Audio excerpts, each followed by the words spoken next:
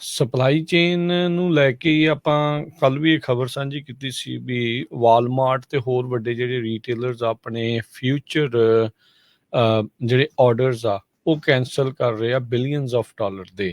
ਕਹਿੰਦੇ ਵੀ ਇਨਵੈਂਟੋਰੀ ਸਾਡੇ ਕੋਲ ਬਹੁਤ ਜ਼ਿਆਦਾ ਆ ਤੇ ਹੁਣ ਉਸ ਨੂੰ ਪਹਿਲਾਂ ਖਤਮ ਕਰਾਂਗੇ ਫਿਰ ਨਵੇਂ ਆਰਡਰ ਕਰਾਂਗੇ। ਸੋ ਉਸ ਦਾ ਟਰੱਕਿੰਗ ਦੇ ਉੱਤੇ ਕੀ ਅਸਰ ਆਪਾਂ ਦੇਖਾਂਗੇ। ਟਾਰਗੇਟ ਵੀ ਇਹਦੇ ਚ ਬਹੁਤ ਵੱਡੀ ਕੰਪਨੀ ਹੈਗੀ ਹੈ ਜੀ।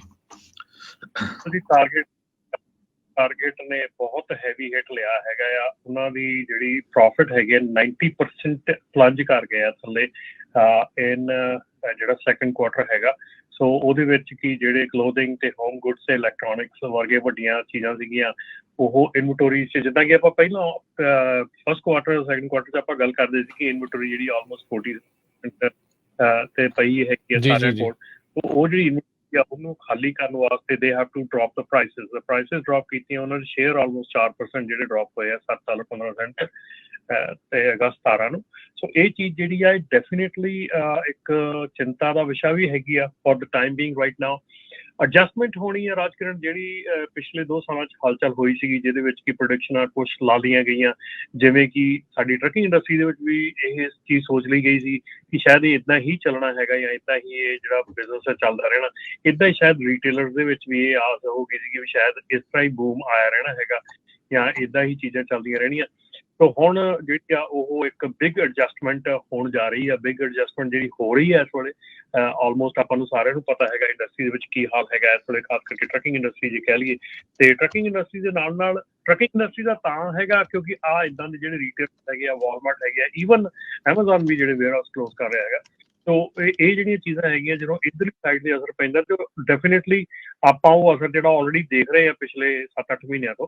ਤੇ ਜਿਹੜੇ ਰੀਟੇਲਰਸ ਹੈਗੇ ਆ ਉਹ ਵੀ ਉਹ ਦੇਖ ਰਹੇ ਹੈਗੇ ਆ ਤੇ ਪਬਲਿਕ ਨੂੰ ਜਿਹੜਾ ਉਹ ਦੇਖਣਾ ਜੇ ਹੈਗਾ ਕਿ ਸਾਹਮਣੇ ਕੀ ਆਉਣ ਵਾਲੇ ਰਿਜ਼ਲਟਸ ਹੈਗੇ ਆ। ਪਰ ਡੈਫੀਨੇਟਲੀ ਜਿਹੜੀਆਂ ਇਹ ਚੀਜ਼ਾਂ ਹੈਗੀਆਂ ਜਦੋਂ ਹੁਣ ਰੀਟੇਲਰ ਆਰਡਰ ਹੀ ਨਹੀਂ ਕਰ ਰਿਹਾ ਪਿੱਛੋਂ ਸਮਾਨ ਆ ਹੀ ਨਹੀਂ ਰਿਹਾ ਤੇ ਫਿਰ ਆਬਵੀਅਸਲੀ ਟਰੱਕਿੰਗ ਤਾਂ ਉੱਥੋਂ ਹੀ ਮੂਵ ਹੋਣੀ ਹੈ ਨਾ। ਸੋ ਇੱਕ ਆਸ ਜਿਹੜੀ ਹੈਗੀ ਹੁਣ ਇਸ ਵੇਲੇ ਕਿ ਜਿਹੜਾ ਹੌਲੀਡੇ ਸੀਜ਼ਨ ਸ਼ੁਰੂ ਹੋਣ ਵਾਲਾ ਹੈ ਹੁਣ ਅੱਗੇ ਅਗਲੇ ਮਹੀਨਿਆਂ ਦੇ ਵਿੱਚ ਉਹਦੇ ਵਿੱਚ ਜਿਹੜੀ ਥੋੜੀ ਬਹੁਤ ਜਿਹੜੀ ਮਤਲਬ ਕਿ ਇੰਡਸਟਰੀ ਆ ਥੋੜੀ ਮੂਵ ਕਰੇ ਸ਼ਾਇਦ। ਪਰ ਡੈਫੀਨੇਟਲੀ ਆ ਜਿਹੜਾ ਸਾਲ ਹੈਗਾ ਇਹ ਕਾਫੀ ਜਿਹੜਾ ਨਿਰਾਸ਼ਾਜਨਕ ਰਹੂਗਾ ਟਰੱਕਿੰਗ ਵਾਸਤੇ। ਜੀ। ਸੋ ਇੱਥੇ ਫਿਰ ਨਾਲ ਹੀ ਰਮਨ ਜੀ ਹਰਜੋਤ ਜੀ ਸਵਾਲ ਇਹ ਵੀ ਆ ਜਾਂਦਾ ਵੀ ਜਿਨ੍ਹਾਂ ਨੇ ਹੁਣ ਲੇਟੈਸਟ ਇਸ ਇੰਡਸਟਰੀ ਦੇ ਵਿੱਚ ਪੈਰ ਧਰੇ। ਆਪਾਂ ਕਈ ਵਾਰੀ ਇਸ ਦੇ ਉੱਤੇ ਉੱਦਾਂ ਚਰਚਾ ਕੀਤੀ ਹੈ ਪਰ ਚਲੋ ਚਰਚਾ ਕਰਦੇ ਰਹਿਣਾ ਚਾਹੀਦਾ ਆ। ਕਿਸੇ ਨੂੰ ਕੋਈ ਨਵੀਂ ਜਾਣਕਾਰੀ ਮਿਲ ਜਾਂਦੀ ਬੰਦਾ ਉਸ ਹਿਸਾਬ ਦੇ ਨਾਲ ਸੋਚ ਲੈਂਦਾ। ਜਿਨ੍ਹਾਂ ਨੇ ਹੁਣ ਕਾਫੀ ਐਕਸਪੈਂਸਿਵ ਮਹਿੰਗੇ ਭਾਅ ਦੇ ਉੱਤੇ ਜਾਂ ਮਹਿੰਗੇ ਇੰਟਰਸਟ ਰੇਟਸ ਦੇ ਉੱਤੇ ਇਕਵਿਪਮੈਂਟ ਜਿਹੜਾ ਉਹ ਬਾਏ ਕੀਤਾ ਆ, ਜਦੋਂ ਇੱਦਾਂ ਦੀ ਖਬਰ ਸੁਣਦੇ ਆ ਵੀ ਨਿਰਾਸ਼ਾਜਨਕ ਰਹੂਗਾ। ਆਲਰੇਡੀ ਜਿਹੜਾ ਉਹਨਾਂ ਦਾ ਲੋਡ ਦਾ ਜਿਹੜਾ ਪਰ ਮਾਈਲ ਦਾ ਪ੍ਰਾਈਸ ਆ ਉਸ ਤੋਂ ਜੇ ਘੱਟ ਜਾਂ ਉਹ ਤੋਂ ਬਹੁਤ ਥੋੜ੍ਹੀ ਵੱਧ ਕੀਮਤ ਦੇ ਉੱਤੇ ਜਿਹੜੇ ਉਹ ਚੱਲ ਰਹੇ ਆ। ਤੇ ਇਹਦਾ ਮਤਲਬ ਇਹ ਆ ਵੀ ਲੋਡ ਹੋਰ ਪ੍ਰਾਈਸਿਸ ਜਿਹੜੇ ਉਹ ਘਟਣ ਦੇ ਆਸਾਰ ਹੈਗੇ ਆ। ਉਹ ਵਿਚਾਰੇ ਕੀ ਜਿਹੜੇ ਉਹ ਕਰਨ ਉਹ ਕਿੱਧਰਲੇ ਪਾਸੇ ਨੂੰ ਕੀ ਕਰ ਸਕਦੇ ਆ?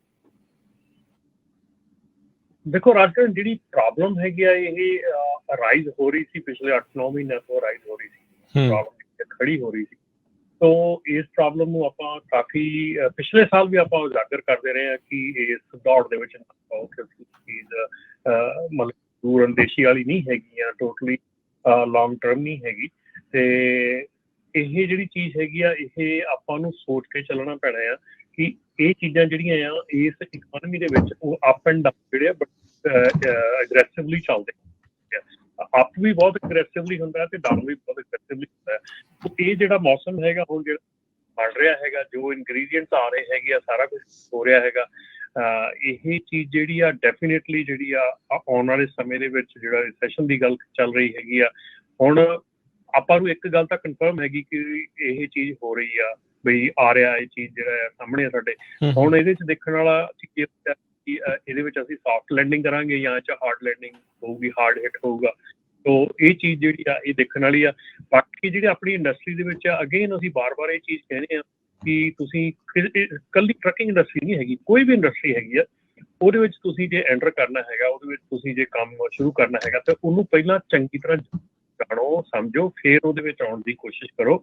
ਨਾ ਕਿ ਉਹਨੂੰ ਇੱਕਦਮ ਕੋਈ ਹੋਰ ਕਰ ਰਿਹਾ ਹੈਗਾ ਇਸ ਕਰਕੇ ਤੁਸੀਂ ਸਕਦਾ ਉਹਦੇ ਸਰਕਮਸਟੈਂਸਿਸ ਹੋਰ ਹੋਣ, ਹੋ ਸਕਦਾ ਉਹਦਾ ਟਰੱਕ ਪੇਡ ਆਫ ਜੋ ਮਨੀ ਬਣਾ ਰਿਹਾ ਹੈਗਾ ਤੁਸੀਂ ਤੁਹਾਡੇ ਟਰੱਕ ਦੀਆਂ ਪੇਮੈਂਟਸ ਹੈਗੀਆਂ, ਇੰਸ਼ੋਰੈਂਸ ਆਈ ਹੈਗੀ।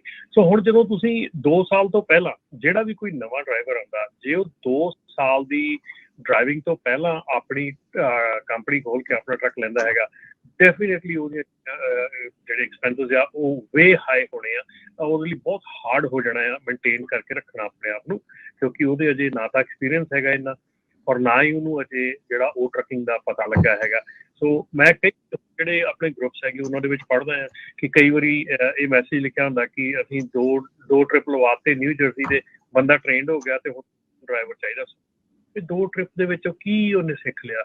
2 ਟ੍ਰਿਪ ਦੇ ਵਿੱਚ ਕੀ ਕਰ ਲਿਆ? ਤੂੰ ਤਾਂ ਜਿਹੜਾ ਲੈ ਕੇ ਗਿਆ ਡਰਦੇ ਨੇ ਉਹਨੂੰ ਟਰੱਕ ਨਹੀਂ ਫੜਾਇਆ ਹੋਣਾ ਦੋ ਗੇੜਿਆਂ 'ਚ ਵੀ ਕਿਤੇ ਮੈਨੂੰ ਨਾ ਮਾਰ ਦੇਵੇ, ਤੇ ਉਹਨੇ ਕੀ ਸਿੱਖਿਆ ਹੋਊਗਾ? ਤੇ ਕਿਉਂ ਤੁਸੀਂ ਉਹਦੀ ਵੀ ਜ਼ਿੰਦਗੀ ਖਤਰੇ 'ਚ ਪਾ ਰਹੇ ਆ ਤੇ ਬਾਕੀ ਸਾਰਿਆਂ ਦੀ ਜਿਹੜੀ ਸੜਕ 'ਤੇ ਚੱਲਣ ਉਹਨਾਂ ਦੀ ਖਤਰੇ 'ਚ ਪਾ ਰਹੇ? ਸੋ ਪਲੀਜ਼, ਇਹ ਟਰੱਕ ਡਰਾਈਵਿੰਗ ਇੱਕ ਤਮਾਸ਼ਾ ਨਹੀਂ ਆ, ਇਹ ਕੋਈ ਇੱਕ ਖੇਡ ਨਹੀਂ ਹੈਗੀ। ਬਿਗ ਰਿਸਪੌਂਸਿਬਿਲਿਟੀ, ਹਿਊਜ ਲਾਈਫ ਤੇ ਰਿਸਕ ਹੈਗਾ। ਸੋ ਇਹਨੂੰ ਫੁੱਲ ਟ੍ਰੇਨਿੰਗ ਜਿਹੜੀ ਹੈ ਨਾ ਉਹ ਲਓ। ਪਹਿਲਾਂ ਤਾਂ ਸਕੂਲਾਂ 'ਚ ਅਸੀਂ ਟ੍ਰੇਨਿੰਗ ਜਿਹੜੀ ਆ ਉਹ ਉਨੀ ਕੀ ਹੁੰਦੀ ਆ ਲੋਕਾਂ ਦੀ, ਤੇ ਉਸ ਤੋਂ ਬਾਹਰ ਆਣ ਕੇ ਵੀ ਆਹ ਜੇ ਕੰਮ ਆ ਤੇ ਫਿਰ ਆਟੋਮੈਟਿਕਲੀ ਇਹ ਤਾਂ ਫਿਰ ਇੰਗਰੀਡੀਅੰਟਸ ਹੀ ਆ ਨਾ ਫੇਲ ਹੋਣ ਦੇ।